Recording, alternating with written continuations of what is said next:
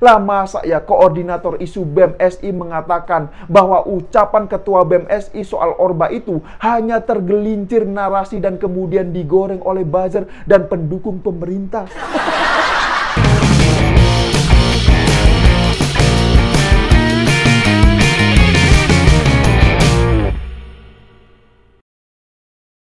Ya, jumpa lagi dengan saya, Yusuf Muhammad. Sepertinya ya, Ketua Badan Eksekutif Mahasiswa Seluruh Indonesia atau BEM SI yang bernama Kaharudin, belakangan ini ya, namanya sedang naik daun. Lah bagaimana tidak naik daun coba? Foto-fotonya telah banyak beredar di berbagai platform media sosial, mulai dari Facebook, Twitter, hingga Instagram. Bahkan juga masuk di banyak pemberitaan media online coba. Dan tidak hanya itu loh ya, malah baru-baru ini Ketua BEM SI juga mulai sering diundang oleh banyak stasiun televisi. Ya, mulai dari stasiun televisi Metro TV dan kemudian TV One. Lah ini kan luar biasa sekali, bener gak? Ya kita tahu kan sebelumnya Ketua BEM SI ini sempat tampil di Metro TV di acara Hot Room yang dipandu langsung oleh Bang Hotman Paris. Nah, dalam acara tersebut, Ketua BEM SI yang bernama Kaharudin ini sempat menyatakan bahwa di era Orde Baru dulu, rakyat Indonesia ini bisa mendapatkan kebebasan dan kesejahteraan. Begitu katanya. Lah ini kan statement yang ngawur sekali kalau menurut saya. Nah, akibat dari pernyataan tersebut ya, videonya ini pun viral di mana-mana. Bahkan banyak juga meme yang bertebaran di media sosial, baik itu Facebook, Twitter, hingga Instagram. Dan akhirnya pasca kejadian itu, Ketua BEM SI pun mendapatkan banyak kritikan hingga bulian dari netizen. Kasihan sekali. Lah gimana nggak dibully coba? Wong pernyataannya itu yang mengenai soal Orba itu ngawur semua. Lah sekarang pertanyaannya begini, emangnya sejak kapan rakyat ini mendapatkan kebebasan dan kesejahteraan di masa Orde Baru? Coba, bisa nggak dijawab? Nah, apa dia ini nggak tahu bahwa di masa Orde Baru ini masih banyak rakyat yang cuma makan ubi-ubian? Apa dia juga tidak tahu bahwa di masa Orde Baru itu masih banyak masyarakat yang nggak bisa makan nasi dan lauk pauk? Nah, jujur saja ya, saya masih ingat betul bagaimana merasakan kehidupan di masa Orde Baru pada saat itu. Dulu ya, saya pernah makan nasi dan lauknya ini cuma pakai garam doang. Dan hal itu bukan hanya dialami oleh saya dan keluarga saya, namun hal itu juga dialami oleh banyak orang, termasuk oleh tetangga-tetangga saya. Jadi, coba sekarang dibayangkan, apakah yang seperti itu dinamakan rakyat mendapatkan kesejahteraan? Ayo mikir. Ini belum lagi bicara soal kebebasan loh ya. Bagaimana dulu kebebasan itu dikebiri oleh penguasa Orde Baru. Dan anehnya, ketika Ketua BEM SI ramai-ramai mendapatkan kritikan lantaran statementnya yang ngawur soal Orba, lah kok koordinator BEM SI malah menyalahkan semua itu, katanya gara-gara gorengan buzzer coba. Lah ini kan ngawur sekali kalau menurut saya.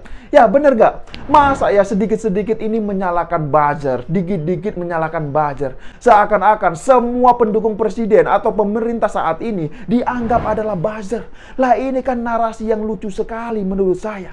Ya kalau bicara soal buzzer ya, di DKI Jakarta sendiri ini juga banyak buzzernya. Jadi ini kan bedanya cuma levelnya saja kalau menurut saya. Ada yang buzzer masih level daerah, ada juga yang sudah level nasional. Nah, yang di DKI Jakarta itu masih buzzer daerah. Levelnya ini masih di bawah buzzer nasional. Kan itu logikanya. Ya, tapi kalau BEM SI narasinya cuma bisa menyalahkan buzzer atau pendukung pemerintahan pusat saat ini ya, maka semakin nampak jelas bahwa ada dugaan ya, mereka ini telah ditunggangi oleh kepentingan-kepentingan dari segelintir elit politik yang haus akan kekuasaan. Kan itu saja logika sederhananya, benar gak? Lah masa ya koordinator isu BEM SI mengatakan bahwa ucapan Ketua BEM SI soal Orba itu hanya tergelincir narasi dan kemudian digoreng oleh buzzer dan pendukung pemerintah. Lah ini kan ngawur sekali. Ya lucu lah kalau menurut saya, benar gak? Ya tapi wajarlah, mereka kan belum pernah merasakan secara langsung bagaimana sih menjalani hidup di masa Orde Baru pada saat itu. Harusnya ya sebagai mahasiswa, apalagi menjabat sebagai pengurus BEM SI, mereka ini lebih paham sejarah bagaimana penindasan yang dilakukan di masa Orde Baru pada saat itu. Mereka ini harusnya punya dasar dan argumentasi yang kuat sebelum memutuskan untuk turun ke jalan untuk melakukan aksi demo menuntut pihak pemerintah. Nah, ada yang menarik juga ketika Ketua BEM SI tampil di TV One pada saat acara Catatan Demokrasi kemarin malam. Sepertinya memang benar bahwa Ketua BEM SI ini sedang naik daun. Tapi sayang ya, naik daunnya ini bukan karena soal prestasi, namun justru karena banyak menerima bulian. Parah sekali memang kalau menurut saya. Nah, dalam acara Catatan Demokrasi di TV One tersebut ya, kemarin malam itu ya, Ketua BEM SI ini sempat mengklarifikasi statementnya waktu dia tampil di Metro TV. Dia mengklarifikasi bahwa di masa Orde Baru itu rakyat tidak memperoleh kebebasan tapi memperoleh kesejahteraan. Begitu katanya. Lah ini apa nggak salah coba? Sudah diklarifikasi kok masih ngawur begini statementnya.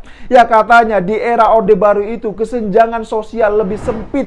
Begitu katanya. Lah gimana nggak sempit coba? Wong saat itu masyarakatnya pada susah semua. Ya kecuali yang menjadi penjilat penguasa Orba pada saat itu. Ya kalau sekarang ini meskipun jadi oposisi masih bisa hidup mewah. Bahkan para pemfitnah dan penghina Jokowi juga masih banyak yang bebas tanpa ada proses hukum sama sekali. Benar gak? Nah makanya ya tidak heran jika hal ini ya membuat mantan aktivis 98 Adian Napitupulu menjadi sedih. Ya sedihnya karena apa? Ya sedih lantaran kebebasan berbicara yang diperjuangkan dulu bersama teman-teman aktivisnya dulu. Ini justru diputar-balikan fakta sejarahnya oleh Ketua BEM SI dengan mengatakan bahwa di era Orde Baru rakyat ini memperoleh kebebasan dan kesejahteraan. Lah ini kan parah sekali. Apakah mereka ini buta sejarah? Untuk itulah Adian meminta agar Ketua BEM SI ini membaca sederet tragedi di masa Orde Baru. Yang mulai dari tragedi 1965, kemudian tragedi Tanjung Priuk 1984, kemudian adanya penembakan misterius hingga pemberedelan sejumlah media yang ada di Indonesia. Dan tidak hanya itu, Adian juga meminta Ketua BEM SI ini membaca insiden penculikan hingga pembunuhan terhadap sejumlah mahasiswa yang tidak jelas nasibnya sampai saat ini. Bahkan menurutnya masih banyak lagi tragedi lain yang membuktikan tidak ada kebebasan pada saat Orde Baru. Nah, tapi ada kabar menarik setelah Ketua BEM SI ramai dibully oleh banyak netizen. Belakangan ini muncul statement bahwa BEM SI tidak akan ikut pada saat aksi Aliansi Mahasiswa Indonesia pada tanggal 21 April besok. Ya alasannya sih karena mereka ini sebagian besar tuntutannya sudah disampaikan kepada Presiden Jokowi dan sebagian ini sudah diterima oleh pihak DPR RI. Ya tapi jujur saja ya, saya jadi curiga juga. Apa jangan-jangan mereka ini malu karena ketua BEM-nya ini habis dibully satu Indonesia?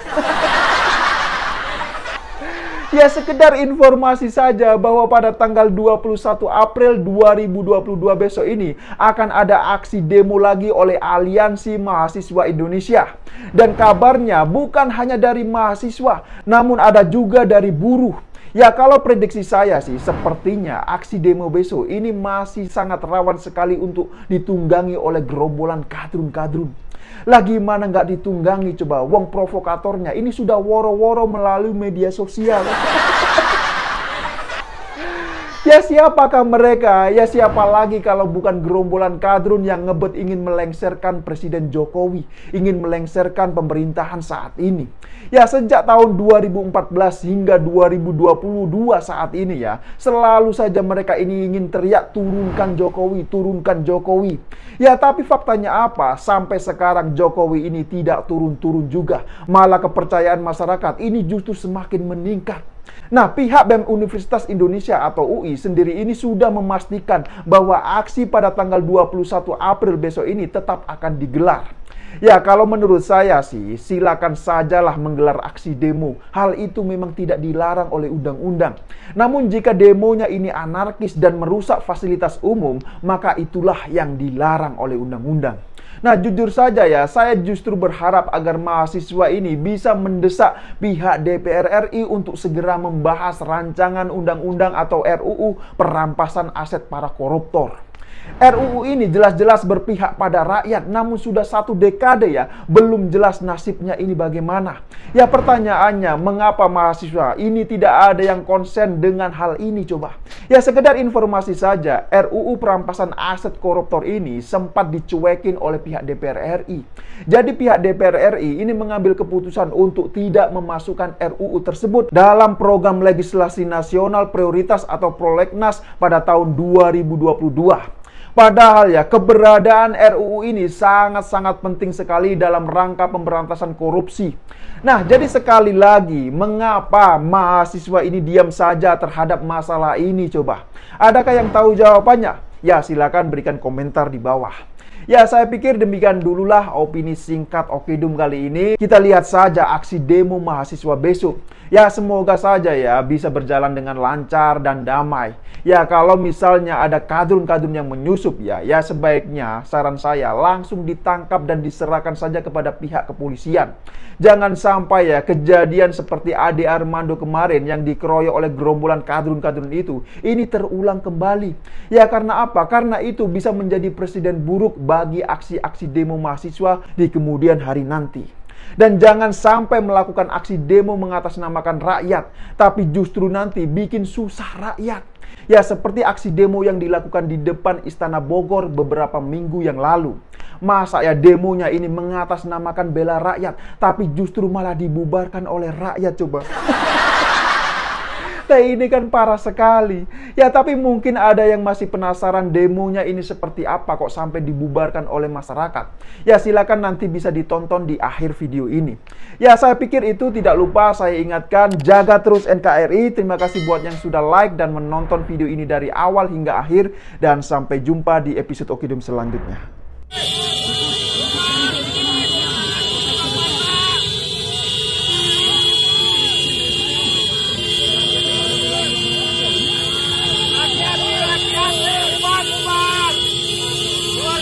Di rumah bubar.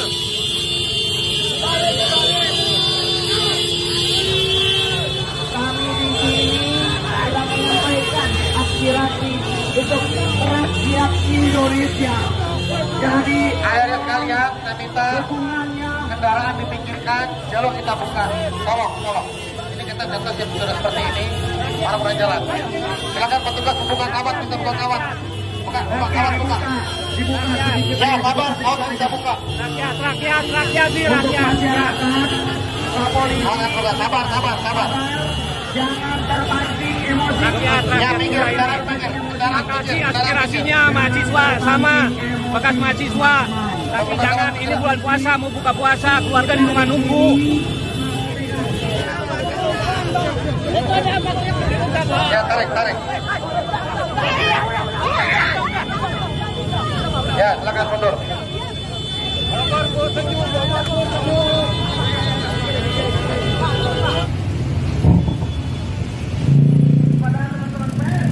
Ya, mobil maju, 2 lajur kita gunakan. Mobil maju.